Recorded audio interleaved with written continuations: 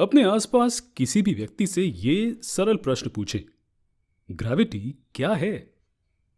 और शायद आपको जवाब मिलेगा, ये कुछ है जो वस्तुओं को पृथ्वी की ओर खींचता है, या ये पृथ्वी द्वारा लगाए जाने वाला फोर्स होता है जो वस्तुओं को अपनी ओर खींचता है। अब इससे पहले कि हम ग्रेविटेशन के बेसिक्स के बारे में बात करें, एक बात है जो हम आपको अच्छी तरह से समझाना चाहते हैं, बल्कि एक बात है जो हम चाहते हैं कि आप भूल जाएं। इस तथ्य को भूल जाइए कि ग्रेविटी का संबंध सिर्फ पृथ्वी और उसके आसपास की वस्तुओं के साथ ही है।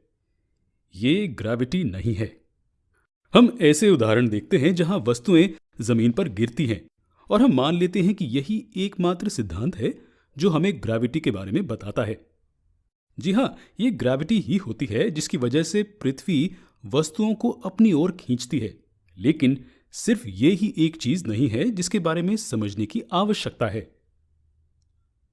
तो ग्रेविटी क्या है? समझ लीजिए कि आपकी स्क्रीन एक यूनिवर्स है और इस यूनिवर्स में कोई भी दो वस्तुएं हैं। ये ग्रह या इंसान या जानवर या कुछ भी हो सकता है। बस इतना है कि उन दोनों में नॉन जीरो मास होना चाहिए। इस केस में दोनों वस्तुएं एक दूसरे को अपनी ओर खींच रही हैं और दूसरी वस्तु इसे अपनी ओर खींच रही है। यूनिवर्स में किसी भी दो मासेस के बीच के इस अट्रैक्टिव फोर्स को ग्रेविटेशनल फोर्स कहते हैं।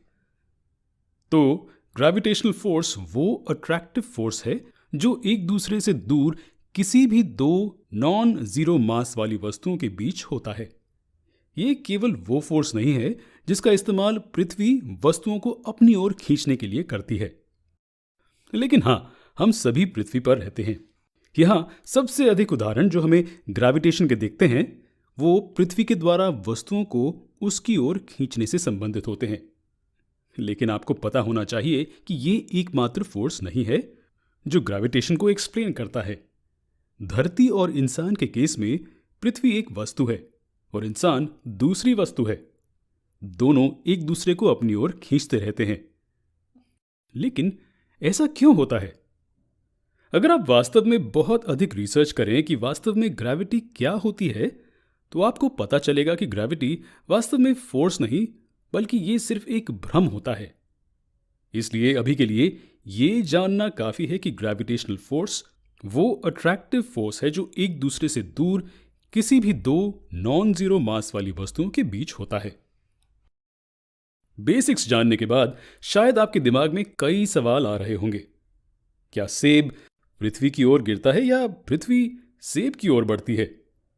अगर दो वस्तुएं हमेशा एक दूसरे को आकर्षित करते हैं, तो दो मनुष्य एक दूसरे की ओर क्यों नहीं खींचते? दो तारे आपस में क्यों नहीं टकराते? ग्रेविटेशन पर बने हमारे वीडियोस देखने के बाद आप इन सभी सवालों के जवाब दे पाएंगे और उनसे संबंधित विभिन्न सिद्धांतों को समझ पाएंगे। सीखते रहिए।